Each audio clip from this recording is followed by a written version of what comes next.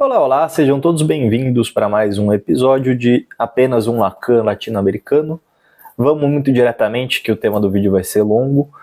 No canal aqui, a gente está lendo o Seminário 16, fazendo videoaulas capítulo por capítulo do Seminário 16, com uma proposta: formalizar uma análise lacaniana do discurso.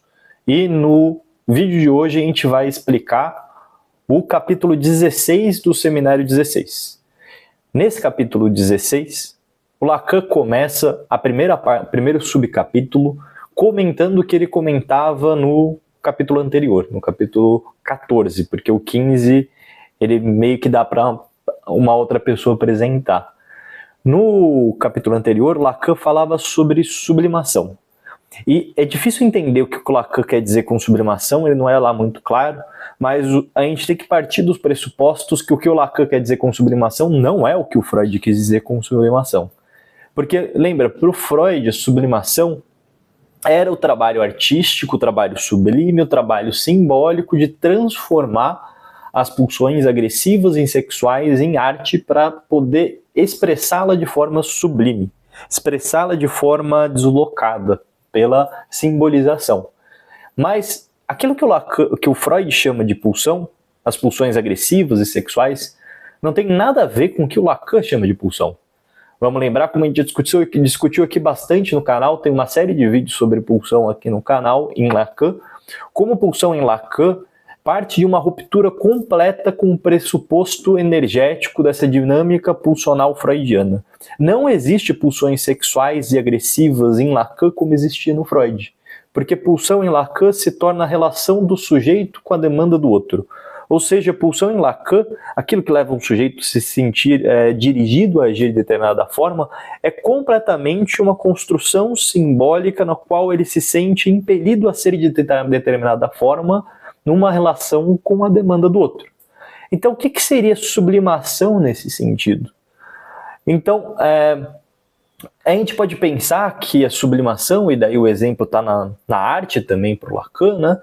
A sublimação seria mais ou menos como um sujeito se vê significado pelo mundo ao seu redor, numa construção sociopolítica, numa construção discursiva. Então, a gente pode pensar como a obra de um autor fala mais do que a vontade do autor de se expressar, né? A obra de arte de um autor fala do contexto sócio-histórico, do contexto sociopolítico, de como esse autor está sendo atravessado por grandes temas da vida dele, e isso se expressa na obra. Me parece que aquilo que o Lacan quer dizer como sublimação vai nesse sentido.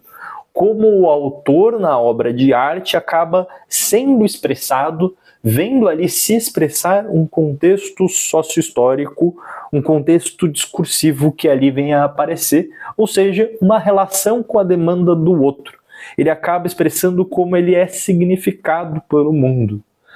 E daí o Lacan vai dizer que nessa sublimação a gente tem que entender a função desempenhada pelo conceito de objeto A. O que seria isso? Me parece que o Lacan vai desenvolver sobre o objeto A, nesse capítulo, que o objeto A ele é o conceito que põe em relação sujeito barrado e grande outro. Então, objeto A é a relação que se estabelece entre sujeito barrado e grande outro. Ele não é um conceito que existe por si só, ele põe esses outros dois em articulação, como é muito típico dos conceitos lacanianos que são sempre dialéticos. E nesse pôr em relação esses dois, o Lacan vai centrar como objetos pulsionais, objetos A, muito mais especialmente o olhar e a voz, enquanto que o Freud pensava a coisa pelo oral, pelo anal, pelo fálico, Lacan vai centrar essa análise no olhar e na voz. Então qual que é essa função desempenhada pelo objeto A na sublimação? Pelo olhar e pela voz. Basicamente o que Lacan está dizendo é como o artista se vê sendo olhado, sendo visto, sendo falado por um universo simbólico. Então, como o grande outro olha e fala esse sujeito, como esse sujeito se sente visto, olhado e falado por um sistema simbólico. Também nessa relação de grande outro, da mesma forma como o sujeito determina esse grande outro, é como se o sujeito estivesse expressando a significação desse mundo na qual ele está contido, né? Então, qual é a consistência desse universo simbólico? Aos olhos de quem, do que, a ordem de que, do que, a voz de que, do que eu me faço sujeito. Então, como eu me sinto falado e olhado por esse universo simbólico? Qual que é o sentido que se corporifica desse universo simbólico que para o Lacan é uma pura abstração que se corporifica? Me parece que vai nesse sentido a função do objeto A na sublimação. E daí o Lacan vai falar que a arte ela recebe um valor especial, que depois vai se tornar um valor comercial. A arte ela recebe um valor simbólico que se torna preço especial por manter uma relação privilegiada com o campo do gozo. E o campo do gozo, Lacan vai desenvolver nesse capítulo, que tem muito a ver com isso que eu falava, como se corporifica esse regime simbólico abstrato de forma sociopolítica para cada sujeito. Então, a arte ela recebe um valor especial, porque a arte, ela de certa forma, ela captura, ela expressa, ela veicula a forma como esse sujeito se sente ser visto e falado por um mundo simbólico, a forma como esse sujeito se vê dando uma forma, porque isso não é uma função autônoma, individual, ativa, vê tomando uma forma um universo simbólico que espera dele, que quer dele, que deseja dele determinadas formas de ser. Como o sujeito se vê sendo subjetivado por um discurso. Seria mais ou menos isso o sentido do campo do gozo por Lacan, que por Lacan deriva do campo do outro. Seguindo, ainda no capítulo 1, Lacan vai falar como esse objeto A, ele funciona como equivalente de gozo ou como lugar de captura de gozo, lugar onde esse sujeito é capturado por certa relação discursiva de gozo. E o Lacan vai dizer que o objeto A ele é efeito de uma estrutura topológica que imagino seja o touro, e que essa estrutura topológica ela é também efeito da teoria do significante. Então, o significante produz por si uma topologia que vai encarnar uma função para o objeto A. E a gente vai ver mais ou menos como Lacan vai desenvolver essa maluquice. Mas antes disso, ele faz referência a como a construção da teoria do significante, ali no paradoxo de Russell, como Lacan incorpora o paradoxo de Russell para pensar em completude do sistema simbólico na sua própria teoria. A gente já tem vídeo aqui sobre isso no canal, se eu não me engano é lá do capítulo 3, mas as matemáticas da incompletude e da inconsistência simbólica do Lacan. O Lacan vai pegar então o paradoxo de Russell e ele vai fazer um paralelo com a teoria do significante dele, para propor que a teoria do significante ela não poderia produzir uma estrutura fechada, completa, mas ela, a partir do seu pressuposto, que um significante não se representa por si mesmo, mas ele só pode se representar a partir da articulação com todos os outros significantes da cadeia, isso produziria, desse estatuto fundamental do significante, produziria por si só a impossibilidade de um sistema fechado e completo. Porque Lacan daí vai fazer um paralelo entre o significante e o todo da linguagem, digamos assim, com a teoria dos conjuntos que o Russell vai apontar um paradoxo. O paradoxo de Russell diria que o conjunto dos conjuntos que não contém a si mesmos cria um problema, porque ele não pode nem conter a si mesmo, nem não conter a si mesmo. E para o Lacan, exatamente isso é a suposição de um todo da linguagem. Um conjunto dos conjuntos que não contém a si mesmo, que ao mesmo tempo não pode conter a si mesmo, nem pode conter a si mesmo. Dá um trava-língua gigantesco. Mas o Lacan, ele vai propor isso mais ou menos a partir da ideia de que se um significante ele precisa fazer referência a todos os outros significantes para ter o seu sentido a partir dessa articulação, então isso nunca pode fazer um todo. Porque a ideia do próprio todo envolveria que tivesse pelo menos um significante de fora que tem que fazer referência a todos esses outros significantes de dentro do conjunto. E esse outro significante, se ele fosse recolocado como um todo, ele teria que fazer referência a um outro significante de fora que precisa de sua articulação com todos esses outros significantes para ser significado. Então é como se a teoria de que um significante não pode significar a si mesmo, mas precisa da articulação com todos os outros significantes para se significar, ela impossibilitasse a construção de um sistema todo, de um sistema completo simbólico. O todo, o completo, o fechado, seria uma imaginação humana, enquanto a linguagem tenderia infinitamente ao infinito, porque ela sempre necessitaria de um elemento de fora desse suposto todo para se significar. Daí o paralelo entre a teoria do significante do Lacan e aquele exemplo que ficou famoso do paradoxo de Russell, como que é?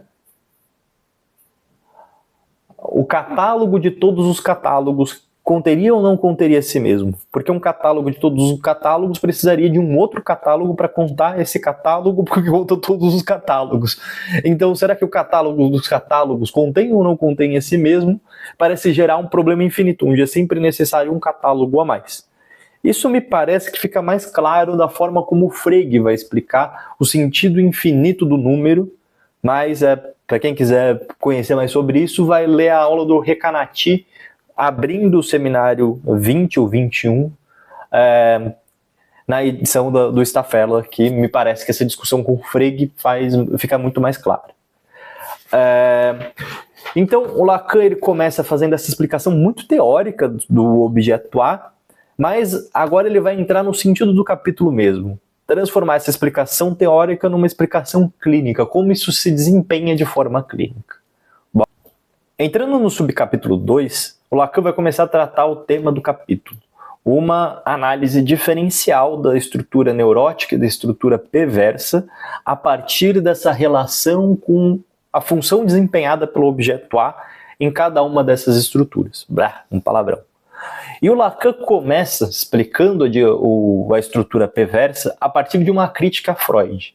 Ele vai falar que o Freud só escreveu besteira sobre perversão, basicamente, porque o Freud estava muito tomado em analisar a perversão pela forma como ele tinha inventado a psicanálise, através do prisma da neurose. Então ele não conseguiu analisar a perversão como uma estrutura em si, ele passou a fazer essa análise olhando pela perspectiva da neurose e perversão, e que isso teria produzido uma falha fundamental para o Lacan, porque daí sairia a ideia de que a perversão seria uma espécie de avesso do neurótico, que o perverso realiza em ato aquilo que o neurótico recalca. Para o Lacan não tem nada disso. Para o Lacan, não importa se o neurótico tem ou não tem umas fantasias meio doidinhas dentro dele mesmo, não é isso que definiria a estrutura perversa. Então, primeira crítica do Lacan à perversão de Freud. A perversão não é o avesso, não é explícito das fantasias neuróticas recalcadas. Segunda crítica do Lacan à teoria da perversão, que a teoria da perversão teria reduzido a perversão enquanto estrutura a uma espécie de catálogo das perversões sexuais, como se a perversão fosse reduzida enquanto estrutura a um monte de formas como as pessoas fazem perversões sexuais para lá e para cá. Para o Lacan também não é o caminho, essa ideia de catalogar perversões como perversões sexuais. Isso é só normatividade.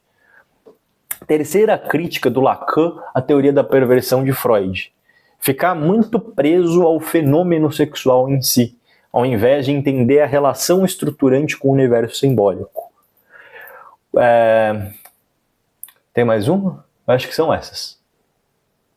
A quarta crítica do Lacan à teoria da perversão em Freud, ou na psicanálise mais especialmente. Entender a perversão como supostamente uma recusa, ou uma redução, ou uma rejeição, ou uma desumanização do parceiro. Apesar que isso pode ou pode não acontecer em determinadas estruturas perversas, para o Lacan também não é essa ideia de uma sociopatia que explicaria a perversão, como a redução à banalidade, à desumanização do seu parceiro. Isso pode acontecer vez ou outra, mas isso não explicaria o perverso como um indivíduo completamente que recusa o mundo e só pensa no seu próprio prazer, porque, novamente, a estrutura perversa para Lacan seria uma ligação fundamental e estruturante com o universo simbólico, com uma determinada forma de viver num regime simbólico. Nessas críticas do Lacan à perversão em Freud, na psicanálise, no mundo, o Lacan vai fazer uma outra guinada, né? Ele volta lá para o grafo do desejo para dizer que uma parte importante que não parece que ficou muito compreendida no grafo do desejo seria a função do significante do grande outro barrado. Significante do grande outro barrado, que é o nome que o Lacan dá para a incompletude ou a inconsistência do sistema simbólico que a gente expressava lá pelas matemáticas da incompletude do Lacan, seja com Frege, seja com Russell. Então, me parece que o Lacan vai propor, com esse significante do grande outro barrado, que haveria uma incompletude ou uma inconsistência fundamental no sistema simbólico. Mas que a partir dessa incompletude fundamental do sistema simbólico se produz um engodo, um engano. Os seres humanos eles têm uma necessidade incontornável de dar corpo, de corporificar uma certa forma de sistema simbólico que ganha consistência.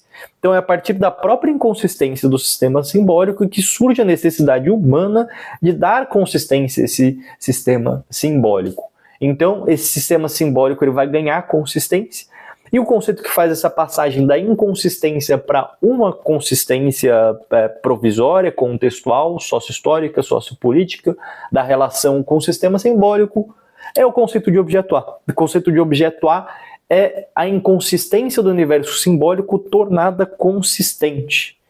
E, novamente, o objeto A ele é um conceito que não se entende em si só, ele é um conceito relacional, que põe em relação sujeito e grande outro, sujeito tomado por uma demanda do outro, por uma forma como o mundo fala que ele tem que ser, que ele tem que agir. Uma forma de ser subjetivado pelo mundo, pelo grande outro. É isso que o conceito de objeto A vai querer nos dizer. Bom, sobre capítulo 3 do capítulo 16, o Lacan vai analisar a perversão agora. Especialmente vai analisar o exibicionismo e o sadomasoquismo. Porque Lacan vai dizer que o exibicionismo e o sadomasoquismo falam muito mais sobre a pulsão do que as análises que o Freud fazia sobre o oral e o anal. Porque eram análises míticas para o Lacan, análises onde o Freud inventava um mito de uma suposta completude ou de uma suposta dádiva no oral e no anal. Então, vamos pensar a pulsão pelo exibicionista e pelo sadomasoquista, especialmente porque vai nos permitir pensar o objeto A enquanto função, não pela via do oral e do anal, mas pela via do escopofílico e do invocante, do olhar e da voz. O olhar e a voz falam muito mais do campo pulsional por Lacan e a função desempenhada pelo objeto A do que o anal e o oral. Bom, o Lacan ele partia daquela ideia então de que o sistema simbólico ele é inconsistente, ele é incompleto. O que ele colocava no significante do grande outro barrado. O significante da incompletude ou da inconsistência do grande outro. O Lacan também chama isso como grande outro esvaziado de gozo, desertado de gozo. Ou seja, gozo seria a forma de fazer o grande outro ser consistente. E, fundamentalmente, o sistema simbólico seria inconsistente. Mas a partir dessa inconsistência, desse esvaziamento de gozo, desse esvaziamento de consistência, de ser, haveria uma necessidade humana e irremediável de dar consistência a isso. E esse dar consistência se representaria pelo conceito de objeto A. Então, o objeto A faz da inconsistência consistente. No quê? Na relação entre sujeito e grande outro. A forma como vai ser feita essa consistência, o peso dessa consistência, seria uma forma de entender a diferença estrutural entre a neurose e a perversão. Porque daí o Lacan vai falar que o perverso ele faz de tudo para que esse grande outro tenha uma consistência assim incontornável. Ele se faz um auxiliar singular desse Deus. Ele se faz um defensor da fé. ele se consagra a tapar o buraco do outro. São algumas formas como Lacan vai dizer isso. Então, veja, para o Lacan, o perverso, ele faz um esforço danado, ele vive consagrado a ser instrumento desse outro, a dar ao máximo possível consistência a esse outro. O perverso, então, não é só um maluquinho, um sociopata. O perverso é um sujeito colocado numa relação de profunda consistência com esse grande outro. E que isso no exibicionista apareceria pela função desempenhada do objeto A, do olhar. Do objeto A como escopofílico, Lacan fala. Como que se daria isso? É como se o perverso exibicionista ele tivesse no centro da pira dele a função de fazer existir um olhar muito consistente do universo simbólico.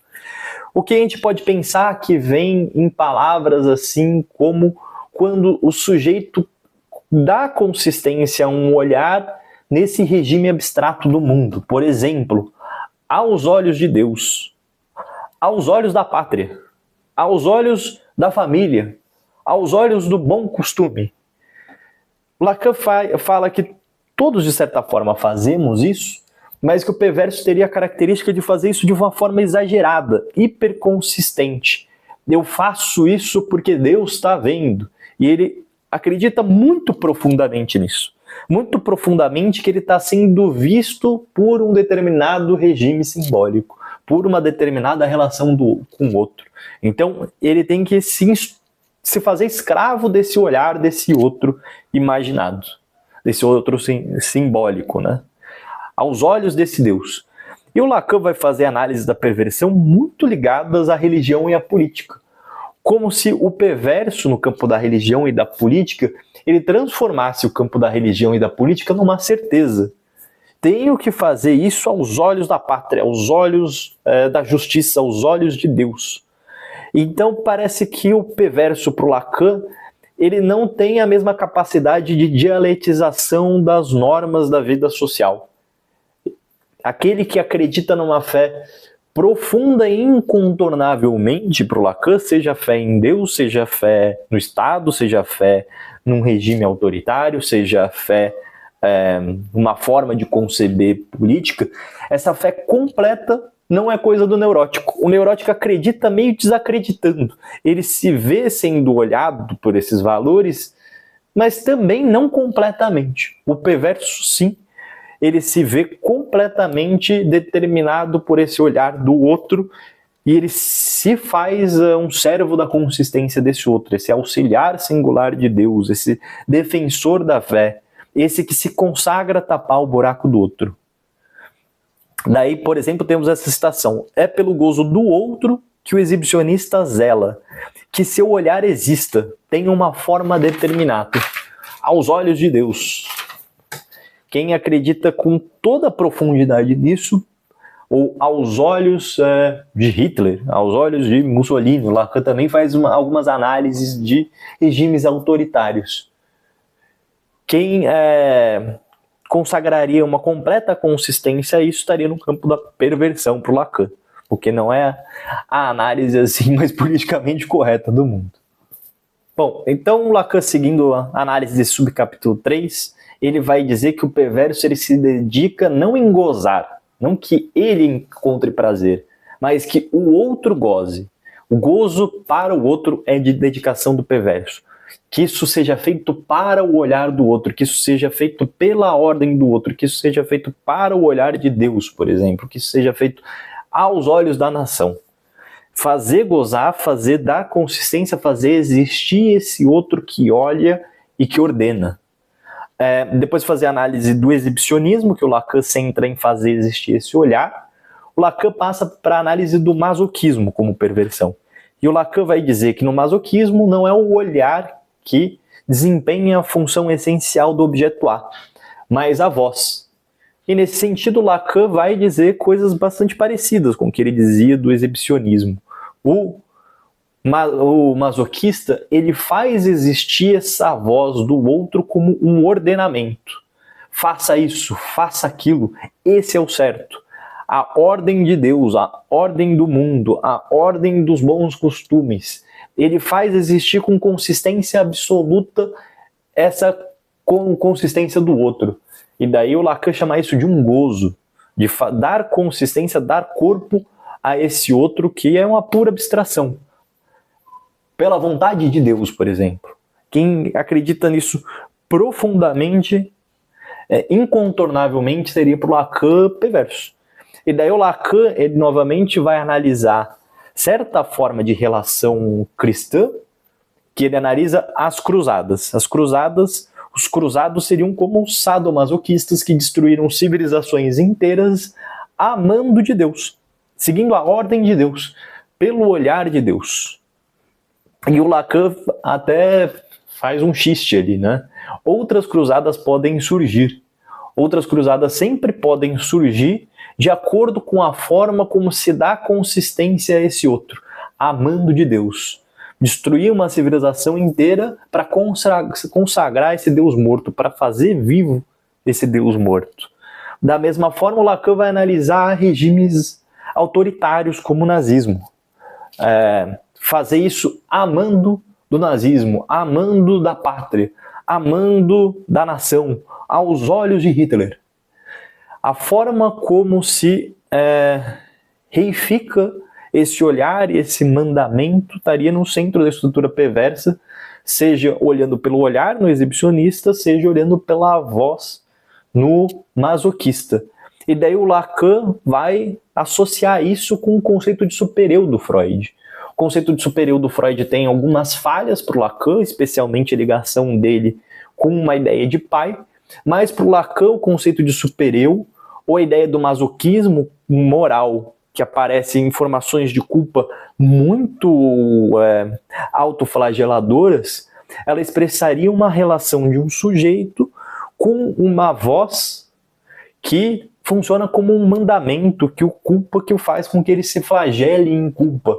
Uma voz que toma muita consistência. Meu Deus, como que eu pude fazer isso aos olhos da justiça? Aos olhos da família, aos olhos do bom costume. Então o masoquismo moral, a culpa, o fenômeno da culpa, tem muito a ver com a corporificação dessa voz dada ao grande outro.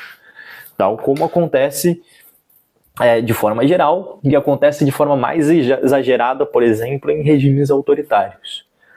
Daí também com essa relação do que o Lacan faz com uma certa forma de religião e uma certa forma de regime político autoritário, parece também que o Lacan está propondo que a estrutura ela não é algo dado, definido, mas que pessoas podem se tornar perversas de acordo com a forma como o mundo simbólico vai se estruturando em determinado contexto, por exemplo, num regime autoritário.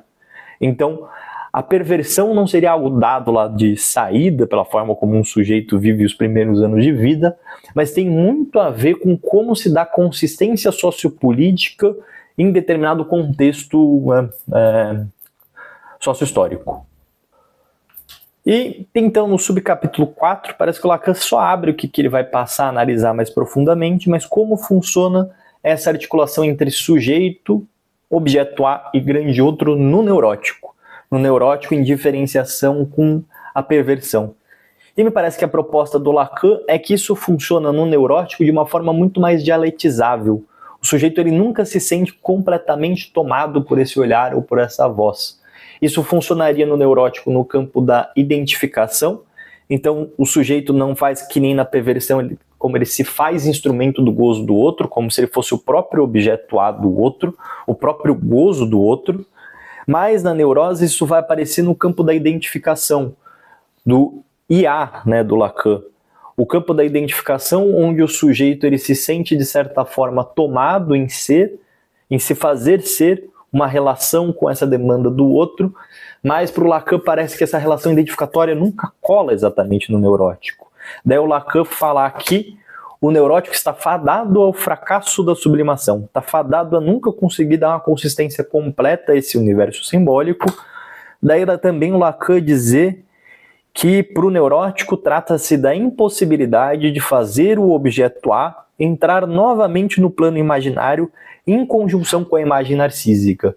Ou seja, O neurótico nunca consegue colar a sua própria imagem de eu com o objeto A desse gozo do grande outro, enquanto o perverso, sim, ele cola essas duas imagens. Dele mesmo, da sua imagem narcísica e de ser o objeto que realiza esse gozo do outro pela voz ou pelo olhar. É isso. Muita coisa nesse capítulo. A gente se vê no capítulo 17. Abraço. Tava pensando aqui. Talvez a relação do neurótico com o objeto A, com o campo da identificação, dos ideais, seja sempre na dimensão do queria ser. Tentando ser, queria ser, nunca sendo de fato. Esse queria ser funcionando tanto no pretérito imperfeito quanto no futuro do pretérito. Enquanto o perverso nessa análise do Lacan é aquele que consegue se fazer ser, se fazer instrumento da vontade, do olhar, da voz desse outro, de Deus, da pátria, do Estado, de Hitler, de seja lá o que for, dos bons valores, dos bons costumes. Neurótico sempre querendo ser, queria ser, nunca conseguindo de fato colar sua própria imagem com essa imagem desse ser que se queria ser. Quem gostou, curte, se inscreve no canal, compartilha para ajudar a divulgar o projeto. Um abraço.